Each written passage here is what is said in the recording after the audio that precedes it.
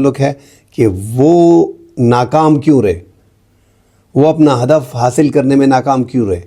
وہ اس لیے ناکام رہے کہ ان کا خیال تھا کہ پاکستان تحریک انصاف پنجاب والے لوگ نکال پائیں گے۔ آج سلمان اکرم راجہ نے جیسے ہی اپنی 20 شہادتوں کا ذکر کیا تو ساتھ اپنی صفائی بھی دی کہ پنجاب میں بڑی سختی تھی، میں بڑا گھوما، ہم بہت آئے۔